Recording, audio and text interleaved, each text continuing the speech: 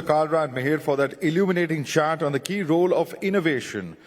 With a lofty and noble target of achieving 500 gigawatts of non-fossil fuel capacity by 2030, India is committed to leading the world in renewable energy. To discuss further on how India is driving this renewable energy transition, we're joined by two forward-thinking innovators. We invite on stage the MD and CEO of Prozeal, Manan Thakkar, and MD and CEO of Prozeal Green Energy, Shobit Rai, in conversation with my colleague Hina Gambhir.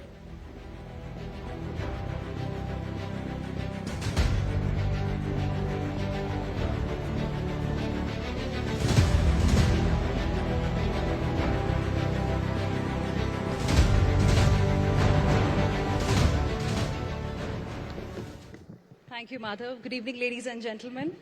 Thank you, Manan and Shobit, for joining us here today. Now, ladies and gentlemen, let's tell you a little bit about Prozeal. It's a company that is helping corporates go green. In a way, it is the decarbonizing partner for many corporates. And as Madhav called you forward-thinking innovators, I'd like to tell our viewers that they entered into this renewable energy space in 2011, the time when we were just talking about it. So firstly, picking up from the last conversation, I want to ask both of you, what was the problem were you two trying to solve when you entered into this space when we were just talking about going green in 2011? Manan. So when we started, actually there was, when we see the problem, all the industries were using thermal power. Okay. And there was a need of an hour that initially started with large MNCs and listed companies. But now we are seeing the wave that even a smaller MSMEs are finding it very important to convert themselves to green. Though that was a problem where we thought that there is a need for power in the country. When the country is growing, the power is the key element for any industry or commercial. And again, a green power which is a cheaper source and it is free from fossil fuel. That was the idea which made us start this venture. Okay. Shobit, what was your motivation? One thing that perhaps made you feel that this is the thing that you would like to do? Yeah, so I think, when we started, obviously, it was not the first idea that came to our mind, but in 2011, just graduated from the college and, with not much of an experience.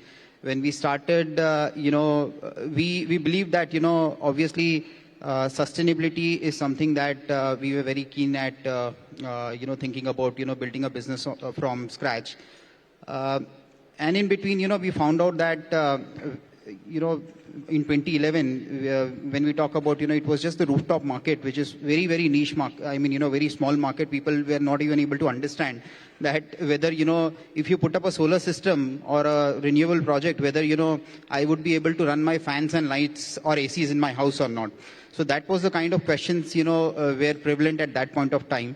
But I think, by 2014, when, the new government under the leadership of Prime Minister Modi started, it gave a boost to this particular sector. And I think that's how, we started to understand that the industries who are the major consumers of power, they are the one who are facing one big problem, which is like, they want somebody who can give them an end-to-end solution. And that is how, it all started. And from there, obviously, we kept on innovating the new business ideas, started thinking about, understanding the problems, what exactly they need, how do we, scale up this particular business. And, that's how the journey started, and we are here in 2024.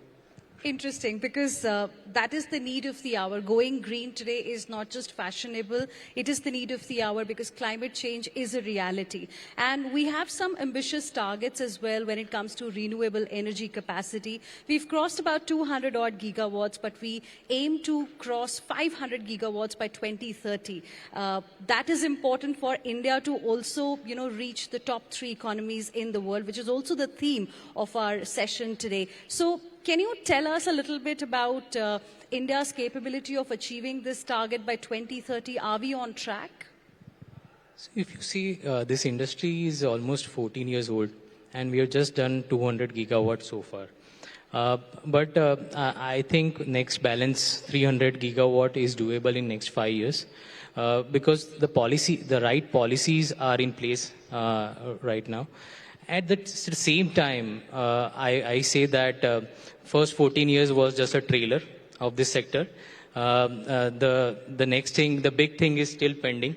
And there are examples of countries like China who has done every year close to more than 60 gigawatt, and India with the right policies and right execution partners and entire value chain like us. Definitely this is quite doable, and definitely the government is quite pushing. At the same time, many industries, it's not a push strategy now, it's kind of a pull strategy. As I mentioned, smaller companies like MSMEs also now want to convert themselves to green. That's very interesting, and we'll come to that as well in just a bit. But like you said, it's just the trailer picture abhi baki hai. So Shobit, I want to ask you, in your opinion, are the current set of policies, the frameworks that we have, enough for us to be able to meet that target? As you know, somebody who's a very important stakeholder in the industry, what is it that the government can really do to help us achieve that target in time?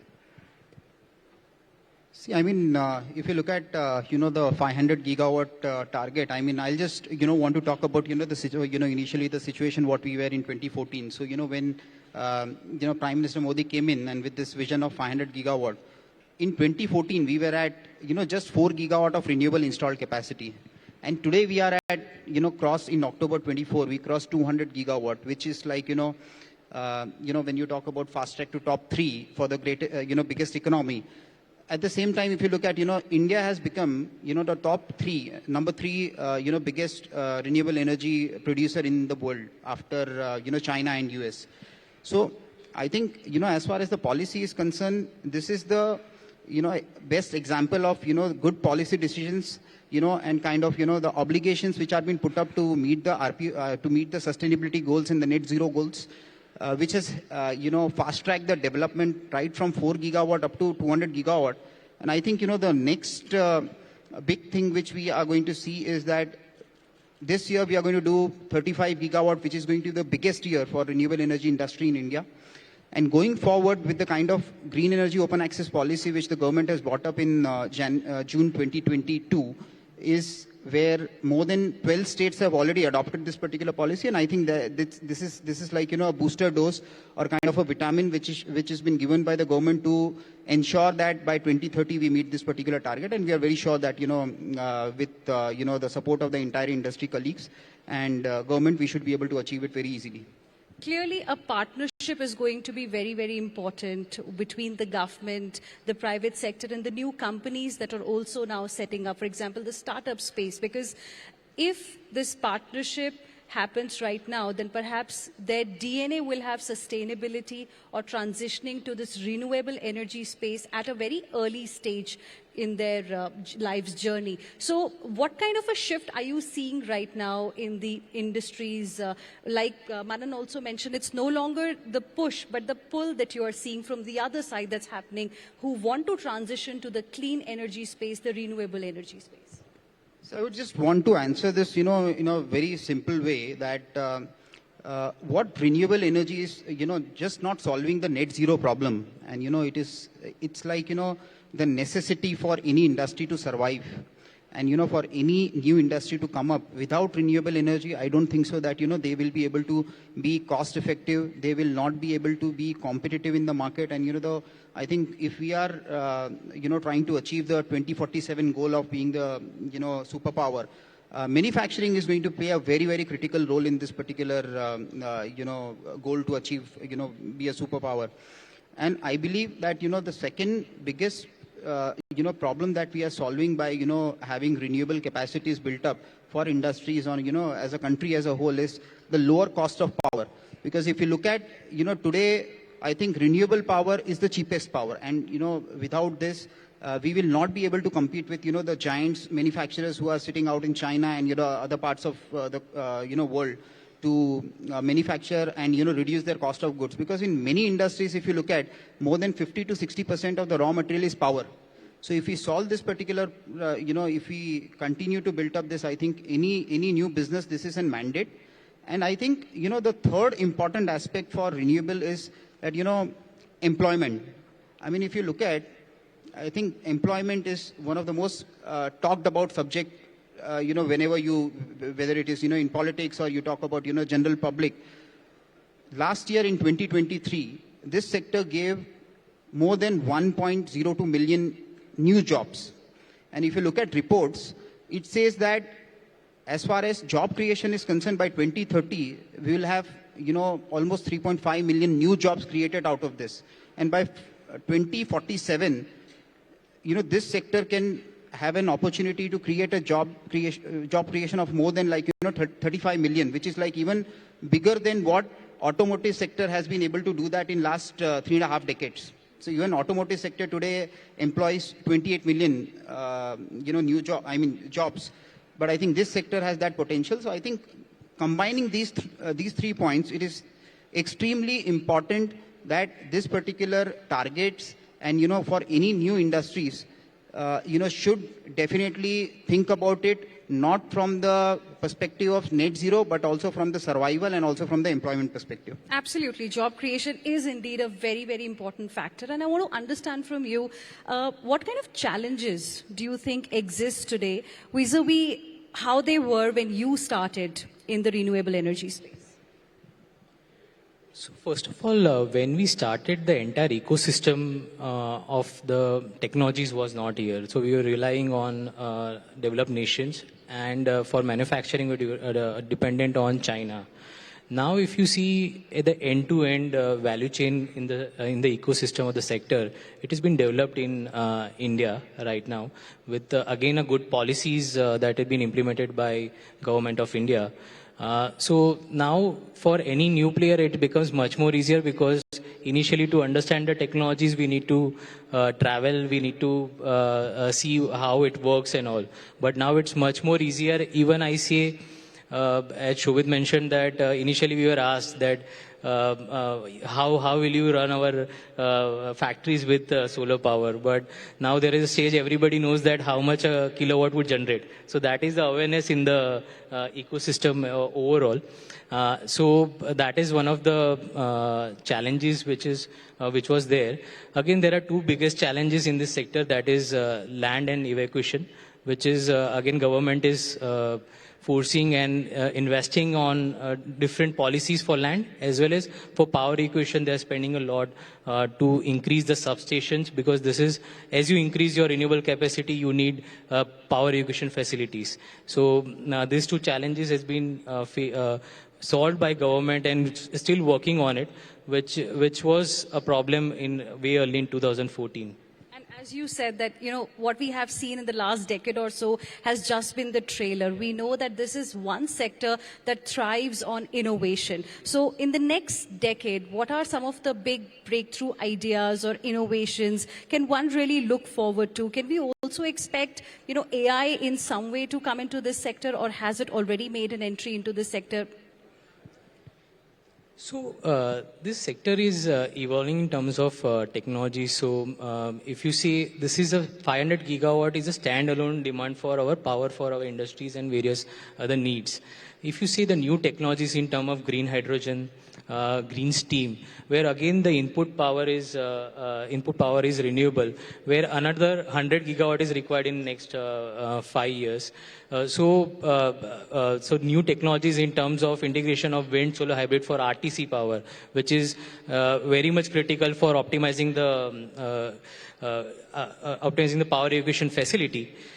And at the same time, AI has started involving in our tech, where the designing of the plant can be done with the softwares in minutes, which was taking weeks time.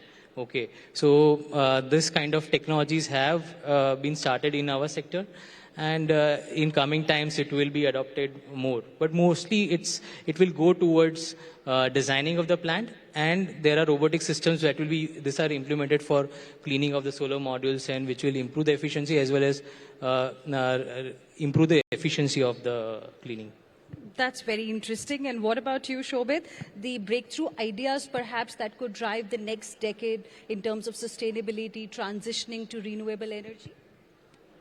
See, one of the, very important thing that, just Manan mentioned that land and evacuation. So, land is something that obviously, it's beyond control. But as far as evacuation is concerned, you look at, right now we have got close to 4.8 lakh circuit kilometers of transmission network, which is available in India. But it has to be utilized efficiently. And where the efficiency is going to come up is that, by, digitizing the grids, using AI and blockchain technologies so that whatever is the power generated at any part of the country, which is through the green corridor, can be transmitted and, can be efficiently utilized. Because, even if you're generating, your loss levels are so high, but if you are going to implement this grid digitization, I think this is going to help in efficiency, and this is also going to help us in reducing the tariffs. So this is going to be one of the breakthrough technologies or, going forward, which can help the economy in a big way. And one last question for both of you. Now can we safely call you veterans in this particular industry? And for those who are now trying to enter into the renewable energy space, what is that one advice that you would like to give? So, I would say we are quite young, but at the same time quite old. Quite old in the industry. This sector, I would say it's a $25 billion industry year on year. For any new player, everybody will have a share of its pie for each segment of the sector, whether it's manufacturing, EPC, or the development of the projects. Idea is to have a quality plant and which will last for 25 years.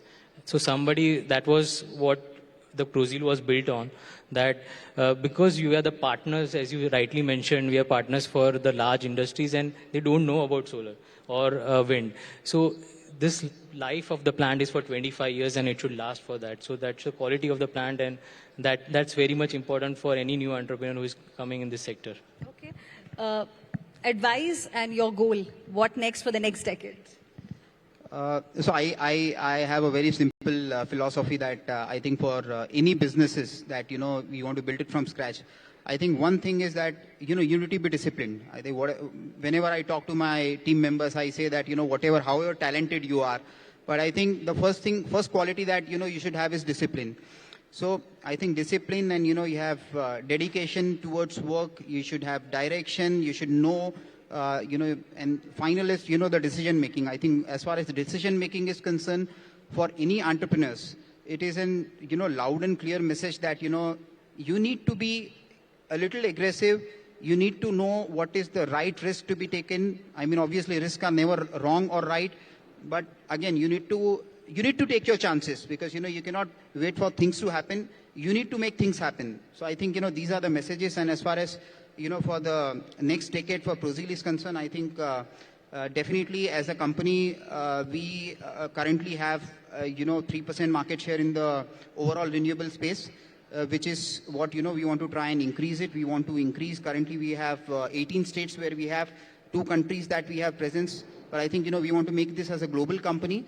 And we are set right to, we have this launch pad now. Right. And next 10 years, I think we should be across the country and any part of the world. I think, you'll hear our name as one of the top performers, as well, one of the largest renewable energy companies. All right. We wish you good luck for that. Thank you very much, Manan, as well as Shobit, for joining us. Thank you.